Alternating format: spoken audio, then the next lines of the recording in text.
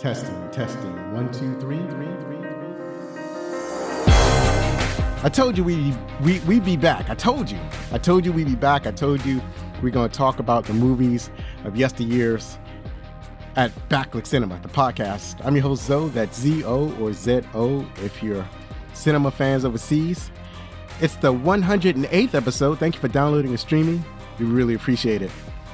Me and my son, Zach, we watched movies that I loved when I was growing up in the 70s, 80s, and the early 90s. I tell you my favorite parts of the movies, and I give you Zach's insights, and we try to have some fun along the way. Now, if you like what you're about to hear, then please tell your family, tell your friends, and tell all your neighbors and all the people who wait with you at the bus stop in the morning. The next time you see them, tell them about our humble little show, Backlick Cinema, the podcast. And as promised, it's been a long time coming, but I finally got this special guest here. We've been going back and forth. There's been battles, there's been cancellations, there's been sicknesses, there's been diseases, but now we finally made a connection, and I'm excited to present this guest to you. He is the host of his very own podcast. The thing that I love about this podcast is that he has a variety of guests with a variety of subjects. He has a YouTube channel that you can catch. It's called Buzzing with Marlowe. He asks questions of his guests that his listeners and his viewers want to hear. You will want to get to know this impressive fellow. He is sometimes known as the American Prodigy. And now, I welcome to the stage, coming in at 210 pounds, at a height of 5'8", Warren Marlowe! Oh, man. How's it going, man? I love the intro. I love how you had the suspense story with it as well. Yes, you are not lying. We've had sicknesses. We've had disconnections, but we are here. But we here. We made it. We came we together. Made it. We came together like chocolate and peanut butter, just like Reese's Pieces, and it's beautiful. It's a beautiful thing when things work. And I know, because I know that these things happen. It's just like we just got to keep working at it until it comes together. And I'm glad we was able to do it. So I'm gonna have a short interview with you. My audience knows that I'm not going to ask the most intelligent question. I can't say that I can bring it like you can bring it on your show. So I'm gonna ask these amateur questions, and you're gonna do your best to try to answer them. So the first thing I want to ask you: you are a professional wrestler. So how did you get started in professional wrestling? I'm pretty sure that there's some of my listeners want to know how you yourself got started. Let's just put it this way. I went from a guy that just played college basketball, become a dad, basically stopped everything to become a father. Something related to that got me into pro wrestling. It was something, a very big rock bottom moment for me. Instead of getting more depressed and doing something stupid, why not get paid for it to semi-fight somebody, you know? So it's like something new. Definitely was a cool transition. My mom, ever since I was a little kid, like not even 3 or 4 years old, my mom watched WWE all the time. I mean, if anybody remembers the Attitude Era, WWE was on 4 to 5 times on TV every single night. So it was like you had your Monday Night Raws, you had the refreshers to talk about the Monday Night Raws, you had Wednesday talking about something else, you had SmackDown, and it was just like so much wrestling. And it was like I liked it and I didn't understand it at first. So everybody was all Stone Cold fans. I was The Rock. I loved Dwayne The Rock Johnson. I still joke about it every day. Like, Rock takes half my paychecks time to time. Rock's got me drinking tequila. I don't ever really drink tequila, but I'll drink Terramana. The Zoa drinks, I'll drink Zoa, as you can clearly tell right here. I'm rocking a Project Rock shirt time to time. But for me to go from college basketball to wrestling was a weird transition to me because I just didn't see myself as a wrestler. But when I got in there, I contacted a training school close to my area. And it was a reasonable price because I looked at most of these wrestling schools and I'm just like, wow, basically you're getting half my life insurance. Is that what we're going with? But it was a legitimate one. It was the coolest thing about this training school in Jacksonville. If you did really well in your first 8 months, you will be considered on a roster and you can work shows. And it took me longer to get there. As good as I was in class, it was hard for me to just sit there and wait for someone to hit me. And that was the thing that was the very big difference for me from my past, because I'm not waiting for somebody to hit me. I'm going back at you. Right. But you're having to sit there and wait to get hit 1 to 2 times. That's a different transition what you're used to. Right. And needless to say, I debuted like in my 9th month. I graduated the school in 8 months, got my first match around in my 9th month mark and something like that. Got to headline in an area that I played basketball in high school in. It was pretty cool. It was definitely a lot different than what I was used to in WWE. I have a great story with that one because I watched a WrestleMania before I had my very first match, and I'm just like, this definitely is not like that at all. Right. You're wrestling in a high school gym compared to seeing it in a stadium. Right. So it's like pretty cool. And then it was just like, but it was so cool just to have that feeling and stuff like that. And it made me believe like, maybe I can do this. And I was in the top 100 my first year. So it was like really cool to see all that transition. And needless to say, I got the wrestling bug, and I didn't know when to stop until I got injured, to where a doctor looked at me and goes, this ain't it for you no more. And I got a very deep depression with that for a little bit. And as cool achievements that I've had in my past with wrestling and stuff like that, I brought it into the podcast world because COVID hit. And I wanted to help the guys that I know that wrestle show to show as a 9-to-5 job. Like, this is their job, and a couple of them had kids on the way. And they weren't getting to make money because there was no shows going to happen because it's COVID. Right. And it's crazy how much podcast went from helping wrestling out to being basically like a talk show. It's crazy to see how many people have networked with me. I've been on different shows, been on different episodes with people, the people I've interviewed, some of the celebrities that I've interviewed and stuff like that. And it's just really cool to see how everything has been gone. And needless to say, we're 3 years in. Actually, next month will be our 4th year as a podcast. And the funny thing is, now I'm transitioning back to being a pro wrestler because my health is good. Right. And I owe it to the fan. Owe it to my audience. And basically my whole season this year has been a comeback match for just one particular person. So it's really cool just to see how everything has been. I've had something really bad happen to me to have something like wrestling or something like that to fall in my lap, and I just take advantage of it. Right. And one thing about me is, if I dedicate something to it, I'm going to put my full effort in it. So like wrestling, I gave 100% in it every single time. Thing I learned from wrestling, learn how to promote myself. I learned how to, like what we do on podcasts, we have to show the merch and stuff like that. I learned all network from wrestling. So when I got into the podcast standpoint, that was like the easiest part for me.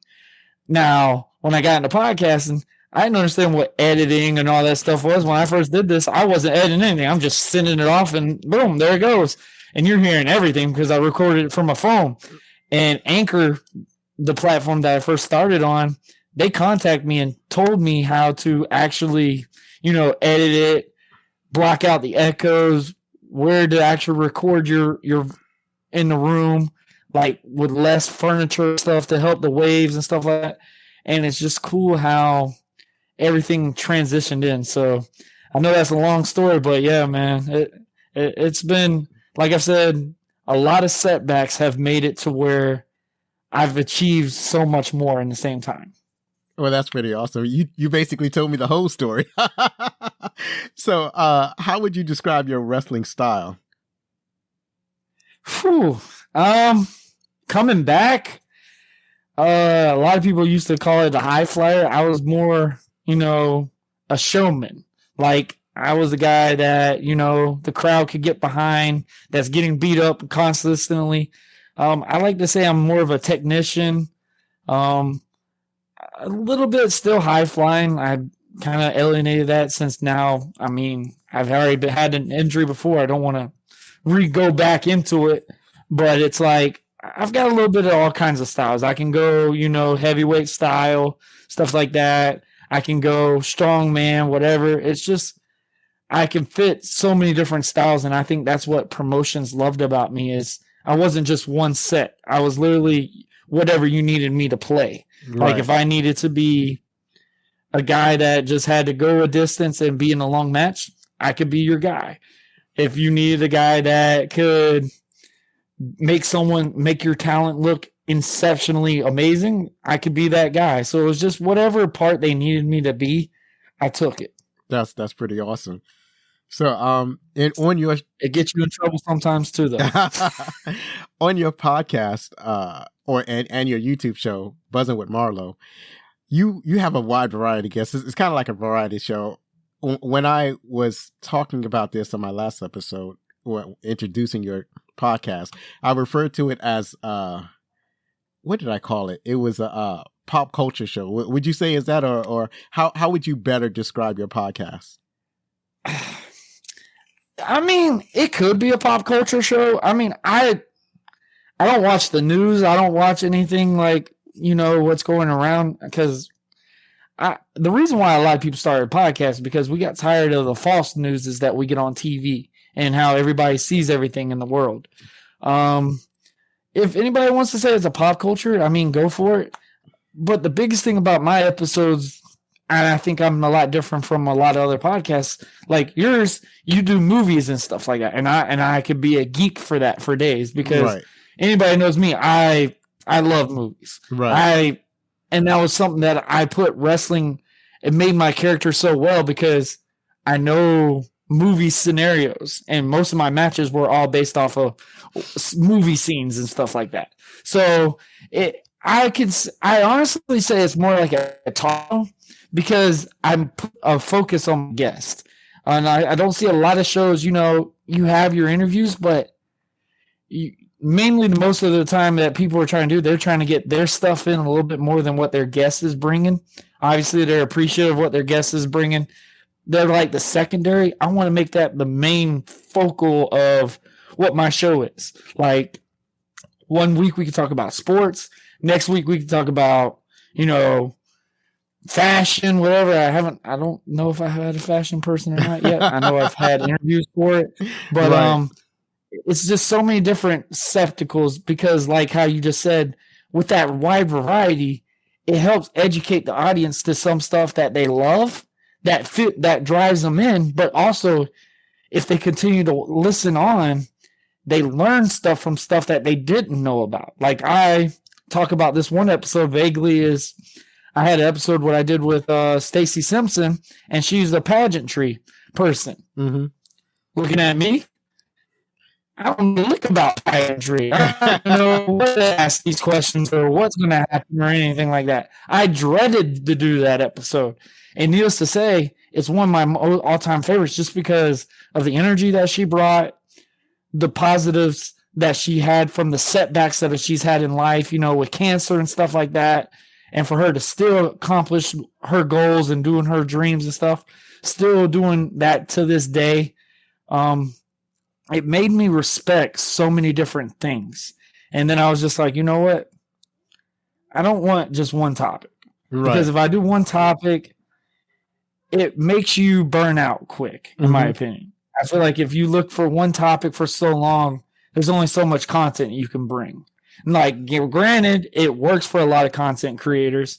It's just not for me, in my opinion. Right. Yeah, so anybody that's tuning into your show or clicking on your links will get to just a wide variety of subject matter and guests, because you've had actors, producers, you've had wrestling announcers on your show. Speaking of having actors on your show, what are your favorite types of movies? Oh, man. When I was younger, obviously action. Yeah. I mean, any type of action film I was so invested in. People will tell you in high school I was a class clown, so comedy has to be another thing for me. But actually I've gotten really into, like, you know, I'm trying to figure out what's the terminology for it.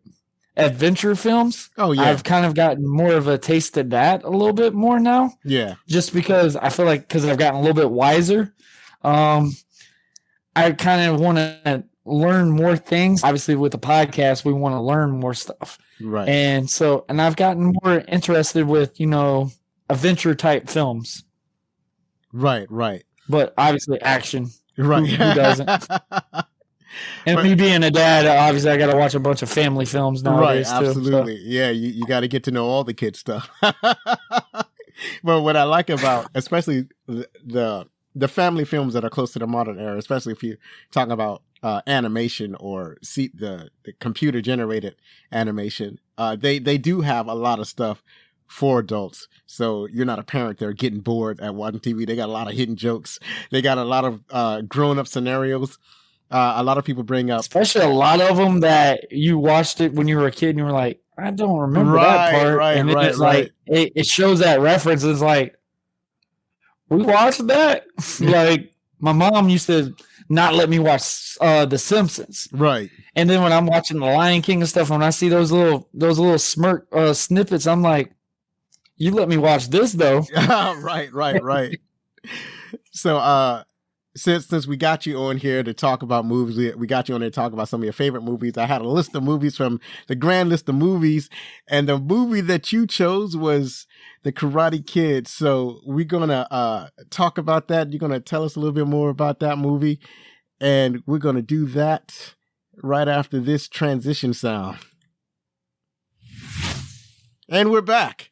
Do me a favor, tell me a little bit about The Karate Kid. Okay. The Karate Kid, after moving from New Jersey with his mom to Reseda, California, Daniel LaRusso finds himself relentlessly bullied by a group of boys who attend a local karate school. They continuously beat and embarrass him in front of his friends, and his would-be girlfriend, the maintenance man from Daniel's apartment building, takes pity on him and agrees to reach him Okinawan style karate. I think that's pronounced Okinawan. Okinawa. Yeah. But yeah, we get to these Japanese words. I'd be like, I don't even know if I can pronounce it. I was like, I was going to use a Star Wars reference, you know, Obi-Wan Kenobi style karate, you know, but it was like, yeah, definitely not spelled that way. Right. So, yeah, thanks for reading that drivel. I kind of, when I saw the movie, I wrote that. I was like, man, I hope somebody can read this.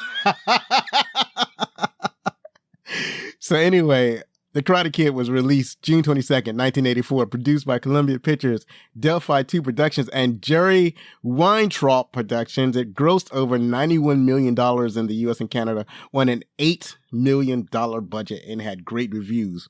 Just profit on top of profit on top of profit. This movie did really well at the box office, which explains The Karate Kid 3. Anyways, we're going to talk about who starred in the movie. This movie starring Ralph Macchio. Oh, shoot, I'm doing the same thing you just Macchio. did. Yeah, just messing up people's names. Ralph Macchio as Daniel LaRusso. You may have seen him in The Outsiders, My Cousin Vinny, and The Deuce TV show. You can also catch him in a revival of The Karate Kid called Cobra Kai.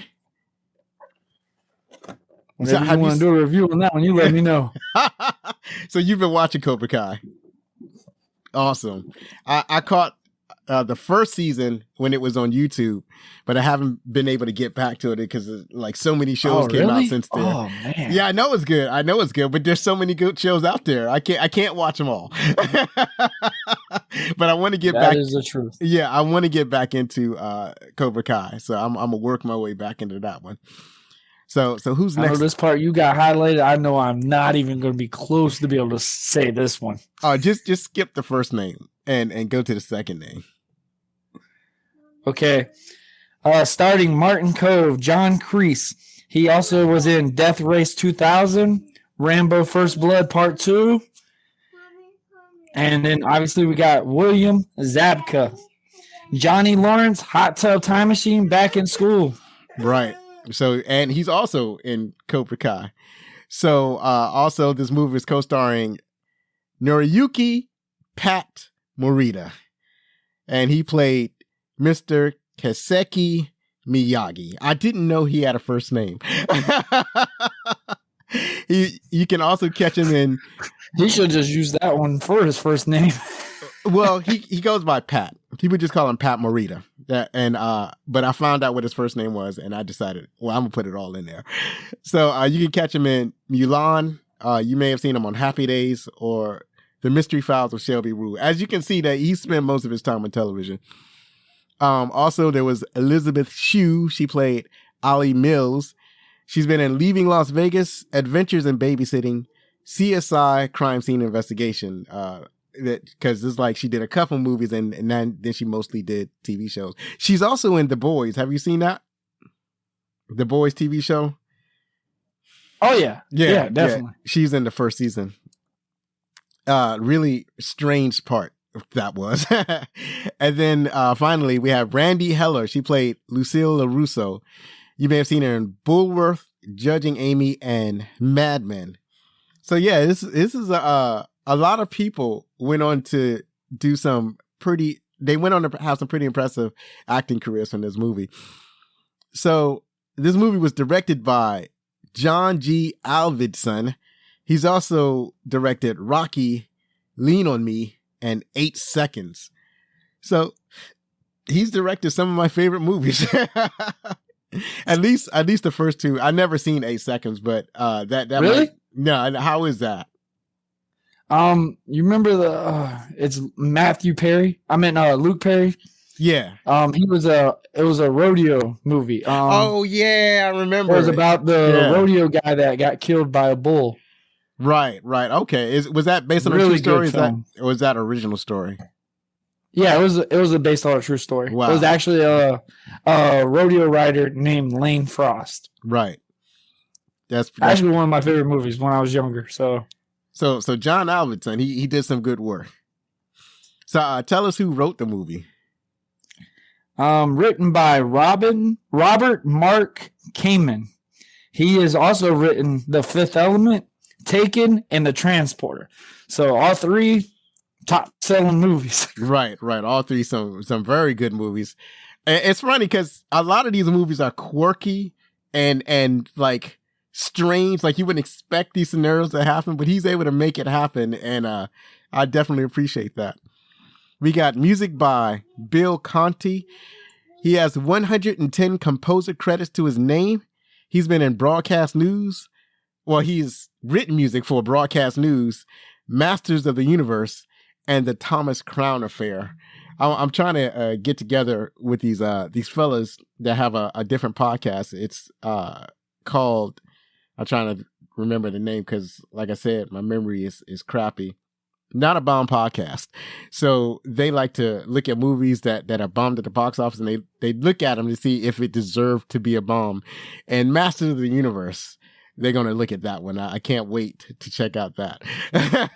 That's down memory road right there. I haven't watched that in forever. Right. That's it for the opening credits. And if you're enjoying the show, remember you can get t-shirts, hoodies, mugs, face masks, jerseys, and more at our refurbished website, backclickcinema.com/shop. And I'm going to be working on some new stuff finally. I'm actually hadn't made the new stuff yet. I'm putting myself on notice that I have to make new stuff for the merchandise So that by the time this episode is out, new stuff will be on the website. And that's about it. And when we come back, we're going to talk about our favorite parts.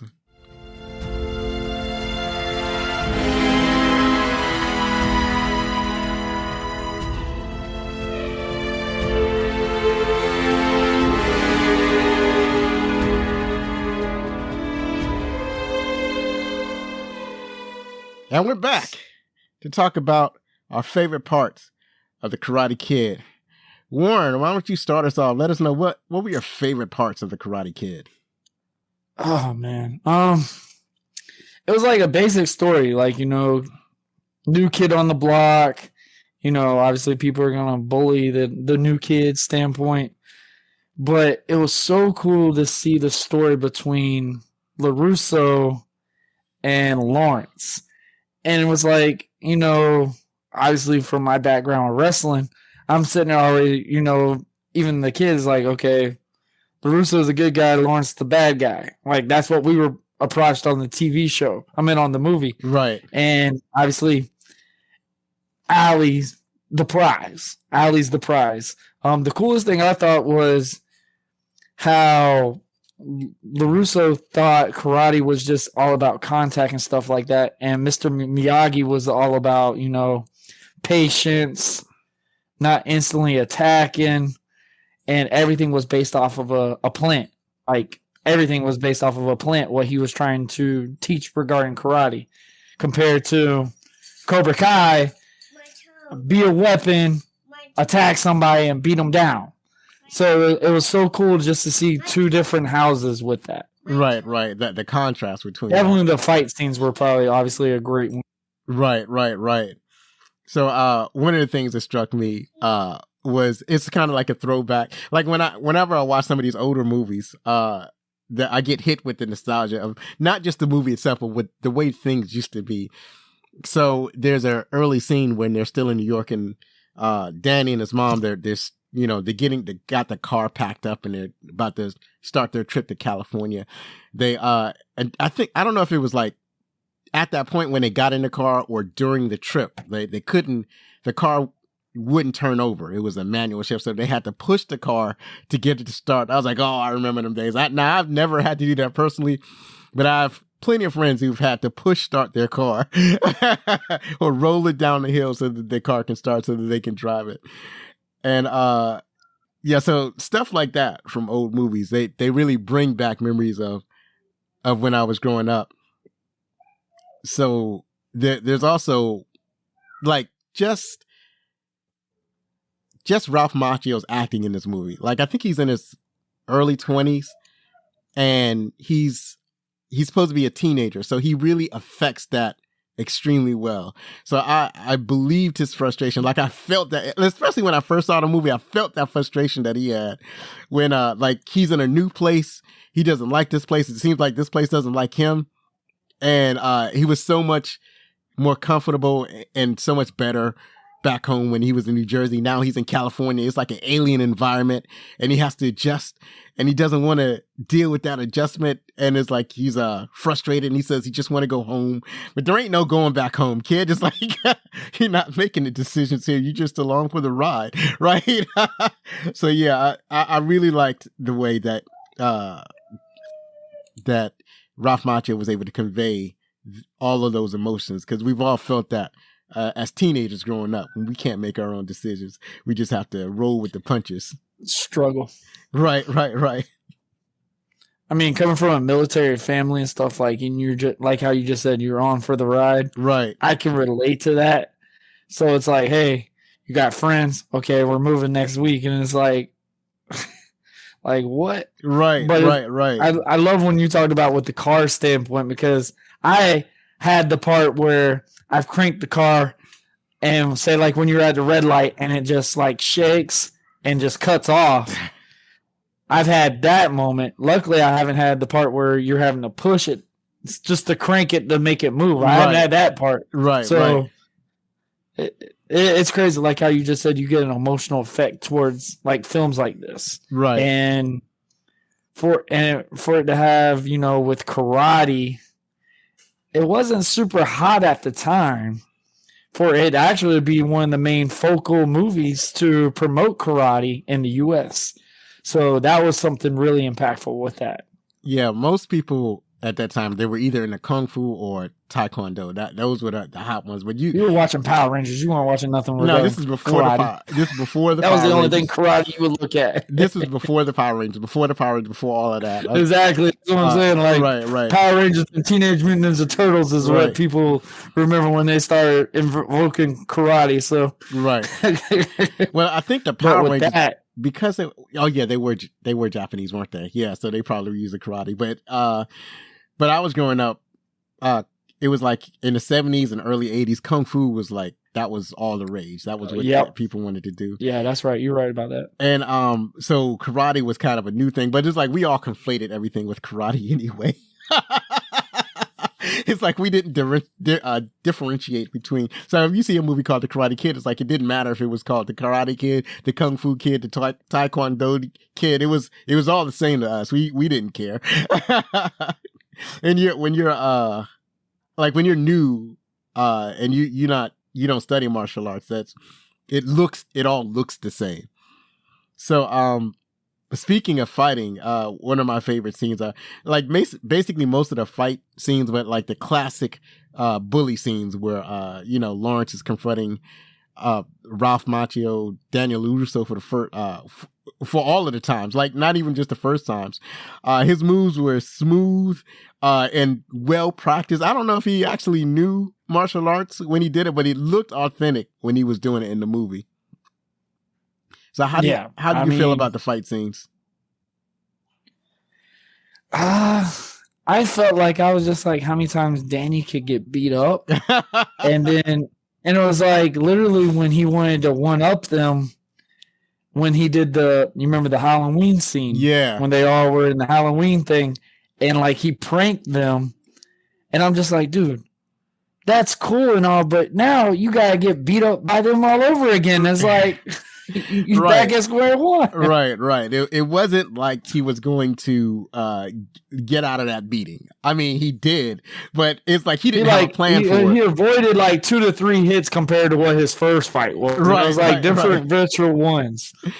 But that was a cool thing. I like that he didn't have a Halloween costume, so he dressed up as a shower.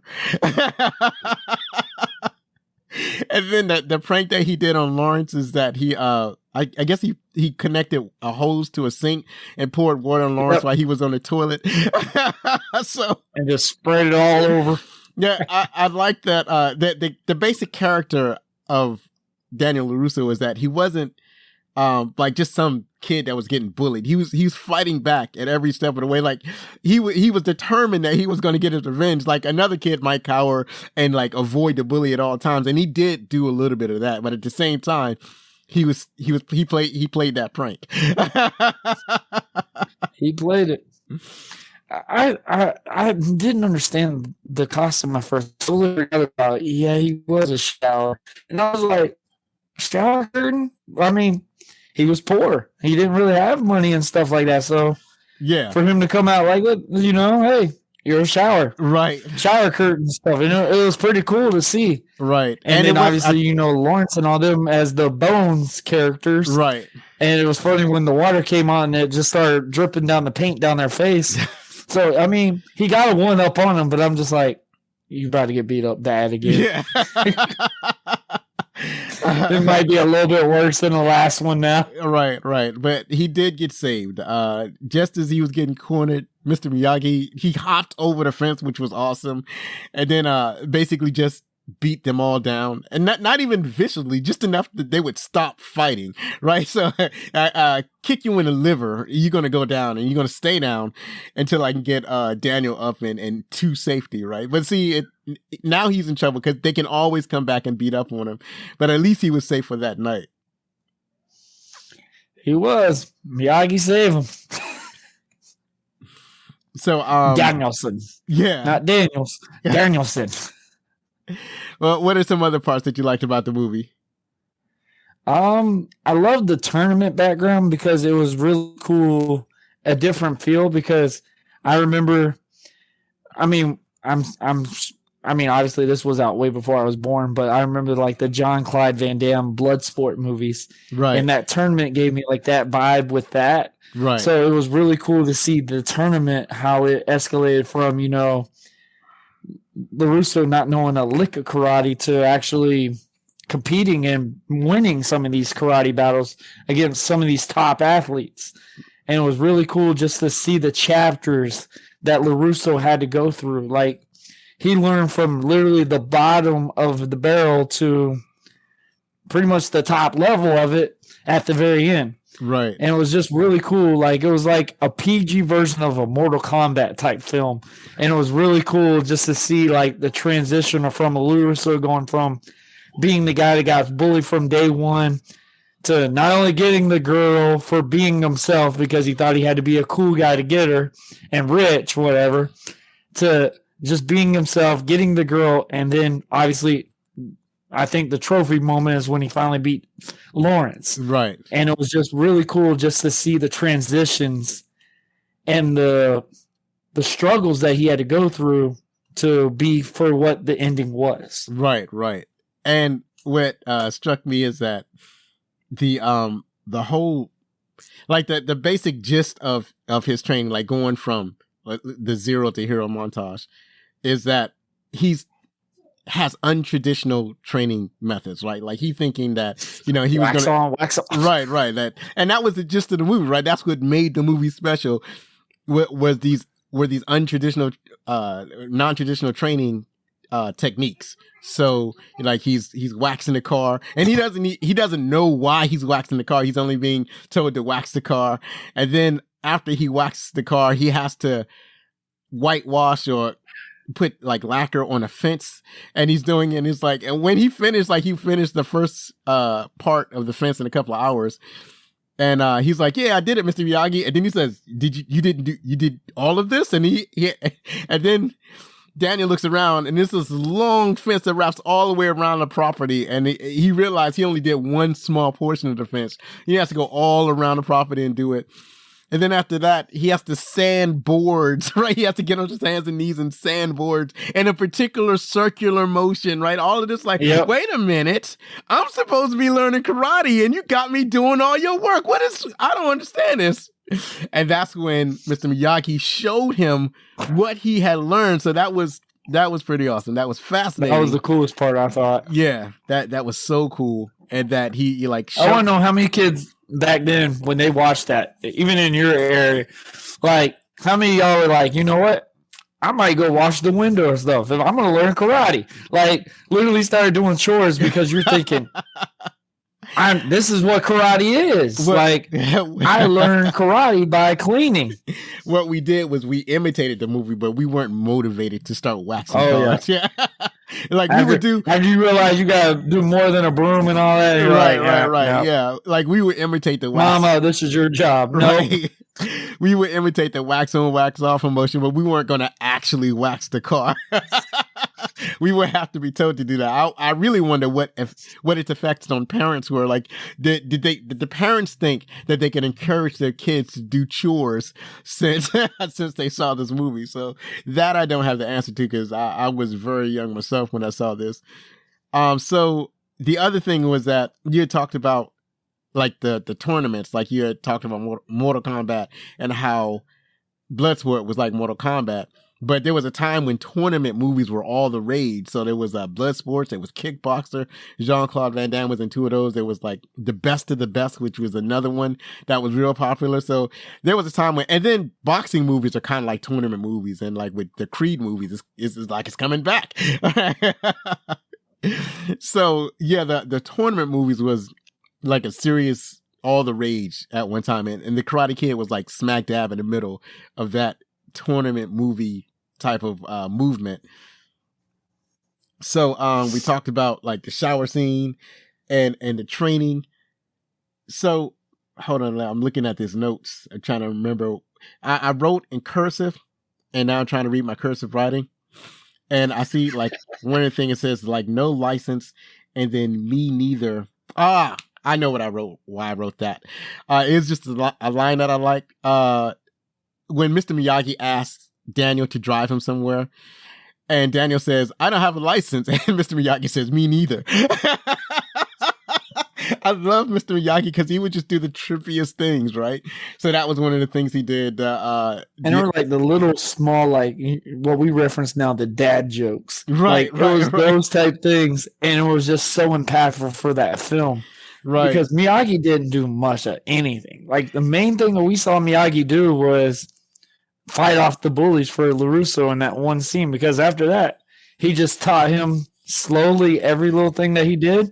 And he was just watching. Right. And it was like really cool at the end. Like obviously when he fought off, Kreese. Yeah. I can't believe I totally forgot about his name. Kreese at the end. And it's just like, oh, Miyagi's gonna do something. Like it was just so cool to see how like calm, cool, collective Miyagi was through the whole film. But there was like those little snippets like when you said about him driving, he didn't have a license. Right. And he had like 14 different cars and stuff like that. And it was just like, right. How'd you get these cars and all that? Right. There was what you call it? There was a thing when they was trying to catch the fly. That was a classic moment from the movie. Mr. Miyagi is trying to catch the fly with chopsticks, and then Daniel picks up some chopsticks and did it on the first try, and Mr. Miyagi was pissed. Like he didn't like that at all.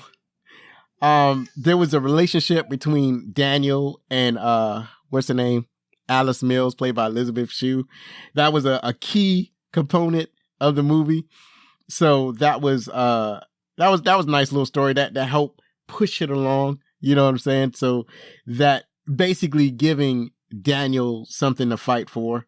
Was there anything about the relationship with Daniel and his girlfriend, Ali Mills, that was impactful to you? It was like a Zach and Kelly moment to me. Obviously, like I was born in the 90s, so I'm going to have to use a lot of 90s reference when it regards to this. Right. But obviously, it was like that typical when, the good guy always gets the hot girl at the end and stuff like that. So I felt like that's what it gave me that vibe for. And like I said, Zach and Kelly, Tommy and Kimberly, Corey and Topanga, which I felt like that was a good reference between LaRusso and Allie because they were two different personalities. LaRusso's that nerdy kid, and Allie's that cool, the prettiest girl in the school, right, type feel. So she dates the nerdiest kid there, right. So I think Corey and Topanga would be the greatest reference for that, right. But it's like the story that it told for Daniel to, when you watch it now and you're like, he literally had to do like a whole competition just to win this girl over. It's like, well, I think the girl was already his. It's like watching a game of Mario, like how many times he's gonna beat Bowser to save Peach. Right. Like, well, it's just like, I think the girl was already his, but his problem was that her old boyfriend wouldn't let her go. Right. So he has to basically defend his claim on this girl, because if push came to shove, he would probably let her go because of her boyfriend. So that's what the real the crux of the matter is that having to essentially it's like you got this dude that won't leave you alone, so I have to fight him every time just to be with you, right? So it's not, like I don't think she had any problem being with him. It's just that the dude was going to be a problem, right? So finally, he beats the dude at the karate tournament. So that he finally gets enough respect from the dude so that the dude won't, pester him anymore. Speaking of the tournament, this is something that I hadn't realized when I watched it. I watched it a bunch of times when I was younger, but this is the first time I ever seen it. So when they first show up at the karate tournament and the guy asks them what belt is Daniel, so because Mr. Miyagi used non-traditional methods, he said, he said, why does it matter? And the guy said, it has to be a black or brown belt. And then he said, the boy's a black belt. And then as he was walking past the dude, he reached into the dude's duffel bag and stole a black belt sash and then passed it to Ali, right? So I was like, Mr. Miyagi, he's dirty. He got some dirt in him because he's always doing some sly stuff.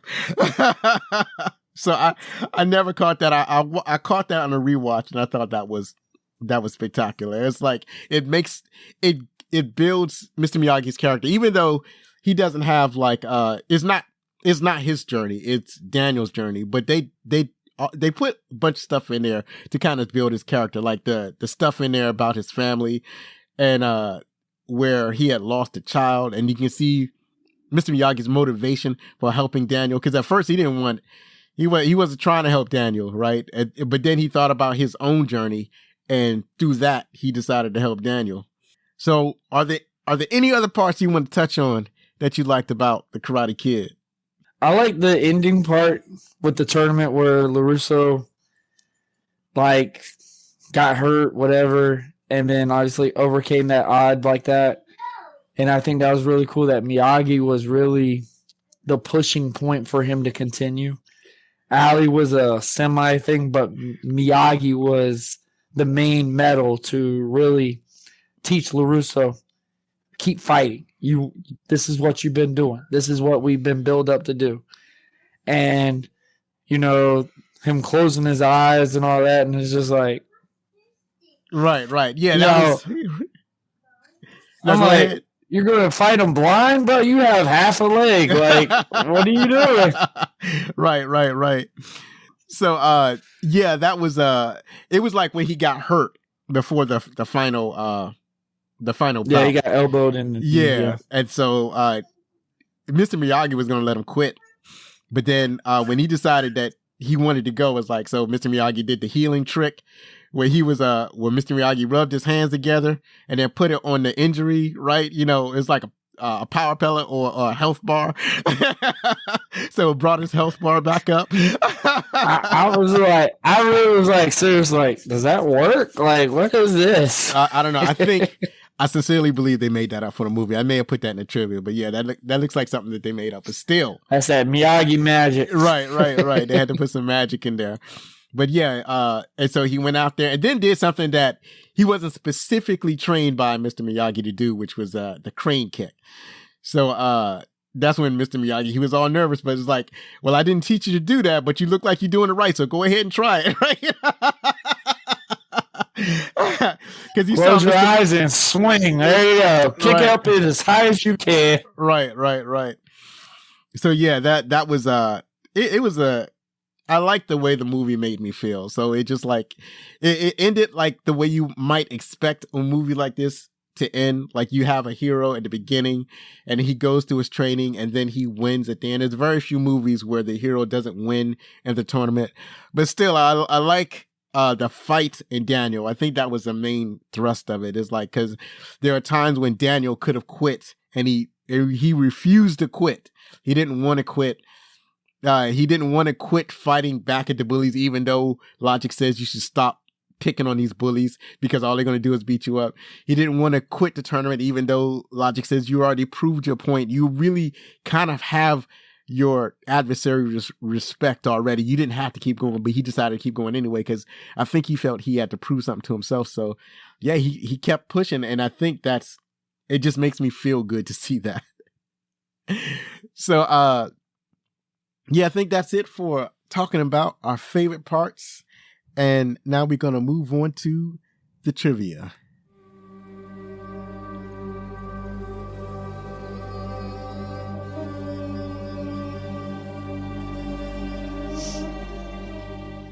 All right, we're back with the trivia. The trivia, of course, is brought to us by IMDb. And you know what that means. You got to kind of take this with a grain of salt. Some of this might not be 100% correct. But I love IMDb because it has all the trivia in one place. So to get us started off, why don't you let us know what the first trivia point is? All right. Ralph Macchio was 22 during filming. Some of the cast did not believe him when they asked about his age. Yeah, so at 22, he looks like a teenager at 22. But he looked like a little kid. Right, he looked like a little kid. It's kind of he did great. It's not just his that he looked young, but that he was able to affect the attitude of like I guess he was supposed to be playing 17 or 18-year-old. So he affected the attitude and the angst of a 17 or 18-year-old. And so that was, he did really well in that. So up next, the classic yellow automobile that Daniel polishes in the famous wax on, wax off training scene, then later offered to buy Mr. Miyagi as Daniel's birthday gift, was actually given to Ralph Macchio by the producer, and he still owns it. The car is a 1948 Ford Super Deluxe. He still has it. That's pretty awesome. He actually had it on the Cobra Kai show. Yeah. Oh man, I need to watch it again. I just remember that because when I read that, because I remember they were talking about it on I think it was season 1. It was season 2 because that's when they showed the whole Miyagi thing. Right. It was season 2, and it was talking about Mr. Miyagi gave him a car and something like that, and it was actually the legitimate one that he bought. Right. The studio wanted to drop the drunk Miyagi scene, feeling it slowed the pace down. Director John G. Avildsen argued for it and has felt it was the scene that got Pat Morita nominated for an Oscar. Yeah, that was a powerful, impactful scene. He wasn't lying. That was pretty interesting to watch. So, in the opening scene, the kids chasing the car down the street, waving goodbye, are all from the neighborhood. They're hanging around the set and interfering with the shoot. The director offered to put them in the movie if they would leave the crew alone. This is what you get put on TV. This is what you call it, the beginning when he was leaving New Jersey. So yeah, I guess it was like if you would just leave us alone, you will be in a movie. How about that? That's a pretty good offer if you ask me. Yeah, absolutely. Extras were so caught up in the tournament scene that they would boo William Zabka even when the cameras were not rolling. Zabka's mother was in the crowd and kept trying to tell people that he was actually very nice in real life. Can you imagine being a mother and your son is being booed and you know he's not a bad guy? The audience was super I've had that happen to me a couple of times. Right. Yeah, the audience was super into it. Oh, let me ask you something real quick. There was a video of, oh my God, what is his name? Is an actor that he's going to be doing, it's kind of a remake of Roadhouse. I don't know if it's a remake or a continuation. Yeah. It's a remake. Yeah. What's his name? That's in it? You talking about Zac Efron? No, it's not Zac Efron. It's I can't remember his name. Roadhouse. Yeah, Roadhouse. I know Conor McGregor's in it. Oh, Jake Gyllenhaal. Yeah, Jake Gyllenhaal. Right. So I just saw the thing for the UFC thing. That's how I remember. Yeah, that's what I was going to reference. Yeah, you saw that, right? Yeah. What you think of that little thing? That little snippet that they showed? Does that encourage you to want to go see the movie, or what are your thoughts on that? I mean, I just get impressed just how dedicated Jake gets for his roles. Like, there's not a bad film that this guy has been in, and it's like you see how dedicated he gets to be that character. Like when he did Southpaw, I was so blown away at how much training he actually trained like a legitimate boxer to get ready for that film. And you see the same thing with him with this Roadhouse film. You see how he looked. Like he had to diet. He literally did the training regimens like how a UFC fighter would. So I'm really curious to see how this is going to go. Obviously, this is the first film for Conor McGregor. So obviously he's going to be one of the bad guys at the end probably. And it's just going to give a different flow of Roadhouse that we didn't see back then. And I think that's something that's going to be pretty cool to see as well. I didn't know it was Roadhouse at first. I thought it was some other film, but when they told me it was Roadhouse, I'm like, that's going to be a touchy film to touch, but I'm pretty sure a lot of people still will watch it just because of the dedication that Jake Gyllenhaal has done. Yeah, he was definitely fit. What's interesting is that obviously in the original Roadhouse, there was no there was no fighting tournament or a fighting element in that, other than a bouncer beating up a bunch of dudes, right? So this is going to be a way different character. That's a whole different than Patrick transition. Swayze played. Right. So shifting back to the Karate Kid. So I think we're talking about Mr. Miyagi now. When Mr. Miyagi is drunk and celebrating an anniversary, he reveals that he served in the Army in the 442nd Regiment Combat Team. The unit, composed mostly of Japanese Americans, many of whom had been in internment camps, fought in Europe during World War II. It became the most highly decorated unit in the history of the United States military. Yeah, him being in the military, and I think he had a Medal of Honor and something like that, and he took very big ownership on that. Right. All right, Pat Morita's portrayal of Mr. Miyagi was heavily influenced by Karate Master. Here we go. Fumio Demura. Morita spent a lot of time with Demura, who doubled him for his fight scene and translated not only Demura's attitude towards the martial arts to the character, also his mannerisms and speech. Right. So it was Demura who hopped over the fence and beat up Demura. Okay. Right. Oh no, you said it fine. I'm just saying it the way both of us could be wrong, but so I'm just saying I'm just guessing. So it was Demura that had hopped over the fence and beat up those kids in that scene. It was probably him it was him on the when he was practicing the crane kick. So he was on top of a pier doing a crane kick. So that obviously that wasn't Pat Morita. That was Demura. So the idea of the Karate Kid film came from producer Jerry Weintraub, who heard a news report in 1983 about a scrawny teen being bullied who became a martial artist.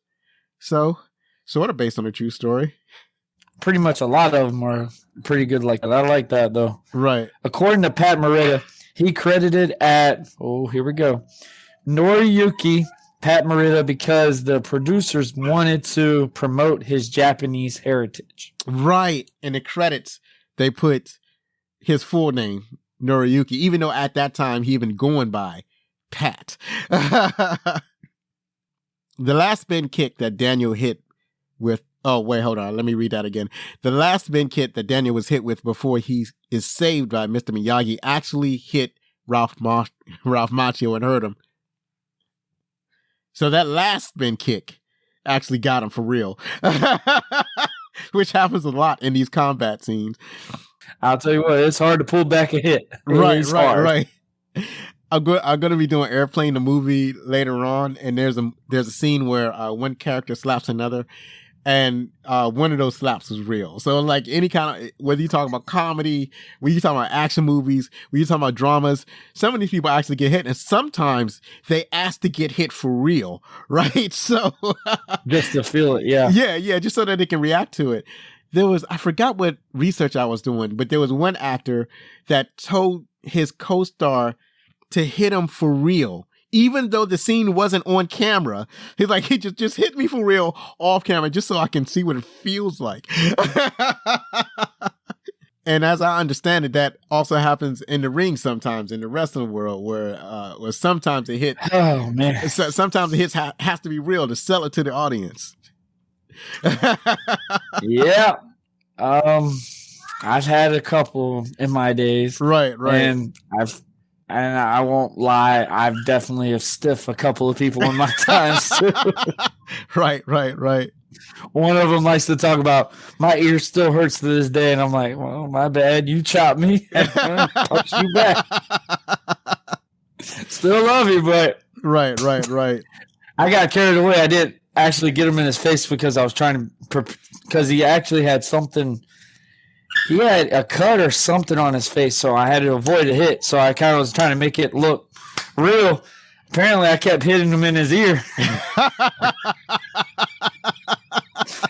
He told me he has hearing problems to this day. I'm like, my bad, bro. He's like, I always got you back with the kick. That's all I know. Right. Okay. Why don't you hit the next one for us? All right. The skeleton fight endured numerous takes because the actors complained that Fumio Demura, Pat Morita's stunt double, was hitting them too hard, which caused the scene to lose some of the choreography and authenticity. Fumio told the director that he could use his own students. They would get the shot in one take. The director agreed. They shot the fight scene successfully in one take. One of the doubles in the descendants of the legendary King of the Frontier, Davy Crockett. Oh, that's pretty awesome. So yeah, he's like, let me just get my own kids and let me do it with my own kids, because these are some actors. They not ready for this. This ain't gonna look real. And because his kids obviously can take it. So moving right along. At the time, Columbia Pictures was owned by Coca-Cola, which insisted that its products appear on screen. Ralph Macchio objected to that, especially after having to say Minute Maid in the breakfast scene. In Miyagi's workshop, he deliberately covered up the Sprite logo with his hands, so they made him redo the scene. This time, Ralph showed the Sprite logo for the shortest time that he could get away with. So he was super resentful that he had to shield for Coca-Cola. But hey, them's your boss, right? Funny. Right. But Good Lord. How many times they tell you, all right, Minute Maid, 5 times this scene. Right. Okay, Mr. Miyagi's medal is the Medal of Honor, the highest military decoration awarded by the United States.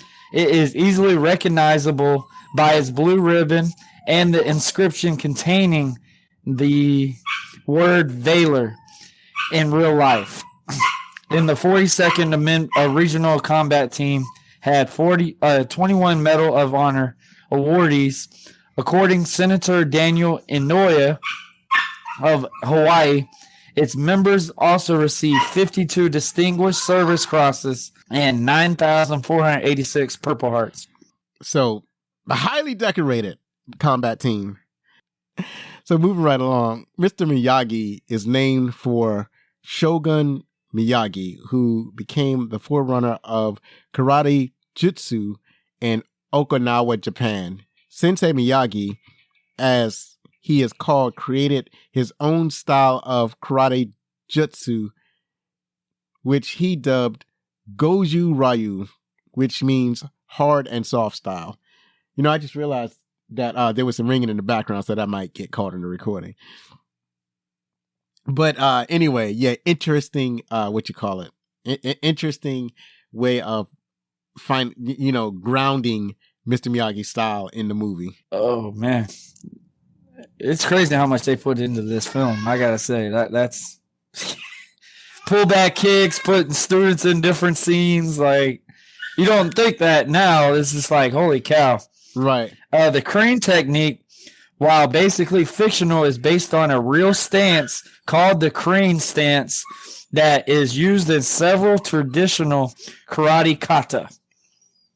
That's pretty cool. Yeah, like I mentioned earlier, that I didn't know if it was real or not. So it's based in reality, but it's not used the way Daniel and Mr. Miyagi were using it. You having to do a full split just to kick in midair with that. Holy cow. Right. It's pretty cool thing that they did. So that's it for talking about the trivia. And up next, we're going to see what the critics thought. And we're back.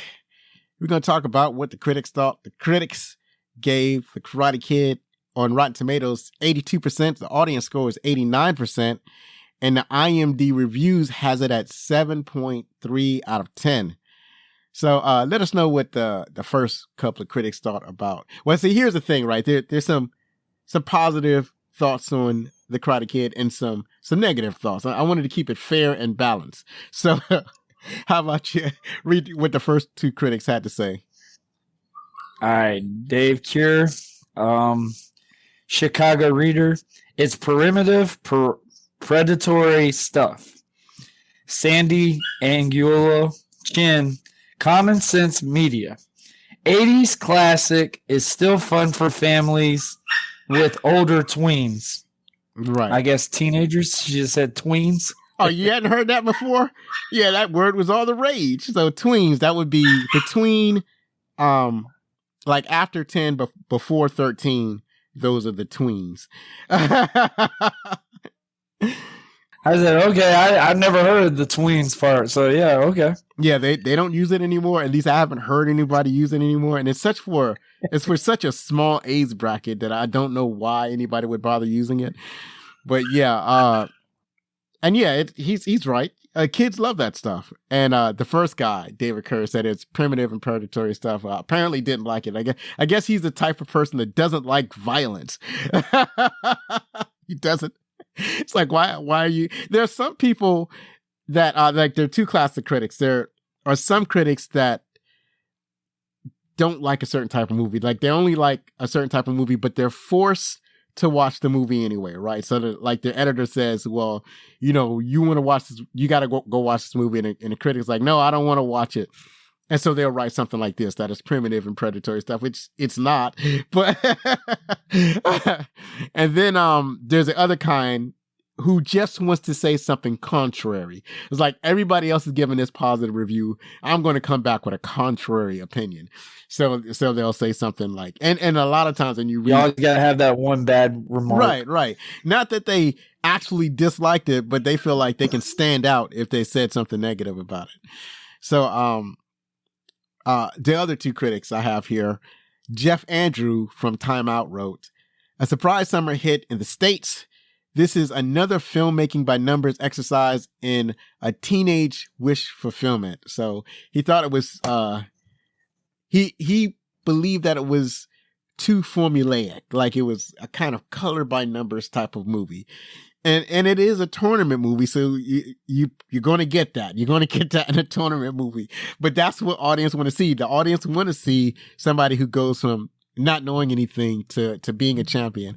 And for real, if you look at it, Daniel couldn't beat any of these guys in like a street fight, like in a place where there are no rules. He's not that type of fighter. He's a tournament fighter, which means that he can be someplace, he can beat somebody, or he can win fights in a place where there are rules, where there are holds that are barred, where they got referees. He can win in that situation, but he can't win out in the streets. And that was clearly shown when one of the fighters did an illegal move, and then on Daniel, and I think he swept him, and there was something wrong with that for some reason. I never understood when the trainer was like, sweep him, and the kid was like, what? He's like, you heard me, sweep him, right? And I know what a sweep is, but it's like, I didn't know why it was sweep bad. The leg. Right, sweep the leg. I guess because Daniel was already hurt, so he felt that if he swept Daniel's leg, then that would put Daniel at a further disadvantage. So finally, we have Roger Ebert, a good old frenemy of mine. Roger Ebert from Chicago Sun-Times. He wrote, an exciting, sweet-tempered, heartwarming story with all of the most interesting friendships in a long time. So, yeah, that. Or he said with one of the most interesting friendships in a long time. And I think he's referring to Mr. Miyagi and Danielson.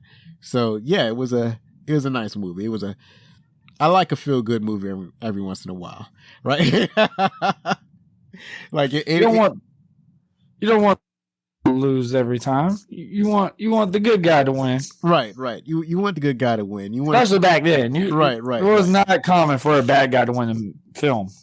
Right. That's one of the reasons that a movie like Rocky is so groundbreaking, because he didn't win the fight, but he won the distance. And I think with that movie, it's like him winning was going the distance. That was the standard that he set for himself, because he was fighting the heavyweight champion of the world. He knew at least there was no way that he can get himself to believe that he could win. And that's probably why he didn't win, because he couldn't get himself to believe it. So the goal that he set for himself was that he wasn't going to get knocked out. And he wasn't. That was like, as long as I don't get knocked out, because that's what going the distance is. Going the distance is just not getting knocked out or not giving up. So if he could do that, then he would call it a win. So, but the Karate Kid is just one of those where he showed a little bit of that, where he didn't give up, but in the end, he actually won.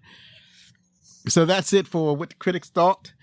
So finally, The Karate Kid is available for rent or purchase from one of your favorite streaming services. That's it for today. Please join us next week. I have to confess, I forgot to edit all of this. So I have no idea what's going to happen next week. So stay tuned, and I will post what's going to be on next week on social media. Please follow us on Twitter or TikTok at Backlick Cinema, or on Facebook or Instagram at Backlick Cinema Podcast for updates. Don't forget that you can contact us with any questions, comments, and suggestions at fanmail@backlickcinema.com. One last time, if you like the show, then please help us grow. To do this, you can subscribe to the show, rate us, write a review on Spotify or Podchaser.com, Apple Podcasts, or your favorite podcast app. And I know you've enjoyed our guest, Warren Marlowe, the American Prodigy. Please check out his podcast, Buzzing with Marlowe. Are there any plugs that you want to put out at this time? Your podcast, your additional podcast, your guest spots, your social media. Tell our audience how they can follow you, how they can listen to you. What's the deets? I'm on all social media platforms. You can follow me on Facebook, Warren Marlowe. You can follow my podcast page, obviously, Buzz Warren Marlowe, the real Buzz Warren Marlowe. There is a fake one out there, which I don't understand, but hey, I guess. But the real Buzz Warren Marlowe, you can follow that. You could also follow us on the group. You will get all our episodes video-wise every single week live off of those groups. Obviously, you can get us on YouTube. Like how we say, man, it's free 99. Like, share, and subscribe. You help us grow. You don't realize how well that free subscribe makes an expansion for us content creators. Like, that is something that we thrive off. We need y'all to like, share, and subscribe. That is something that's what makes us grow. That's what continues this thing that we do. Also, you can follow my link tree below. You could obviously there's a shop. I got a bonfire shop. I got hats. We got hoodies. We got tank tops, t-shirts, all that. You can follow my wrestling character, the American Prodigy, on Instagram, Twitter, Facebook, all that, to stay in contact, to know when I'm going to be in your town. I don't run every week like I used to. I kind of leveled that down a little bit, but I also still do bookings outside of states and stuff like that. So I always have that updated. I always just follow us. Make sure you stay in contact so we can, about our guests. Also follow my boys, The Commission. We're on Wednesdays, every Wednesday at 5 p.m. Eastern time. I've got my boy Dre on Wheels from the 1130 podcast. I got my boy Eric the Joker from the Wrestling Asylum podcast. And I got my boy Shiz Blackheart from the Off the Top Roast podcast. Make sure you like, share, and subscribe to them. If you love wrestling, if you love great sports debates, highly recommend to check that out. But, man, thank you. Like I said before, man, I'm sorry it took so long. I remember we played this oh my gosh, I think in October. And it's now. So it's it's just awesome that we were able to finish this out and actually get this to go through. Right. We actually did almost had an episode, but we couldn't connect for some reason. The internet was not cooperating.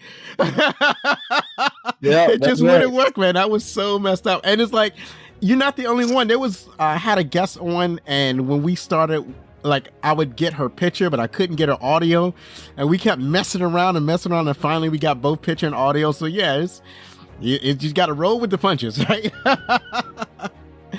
So, amen, brother, to all what you said. Believe me, it matters. Be safe. Share a movie from yesteryear with your family. Hug your loved ones. And if you're going to be anything, be outstanding.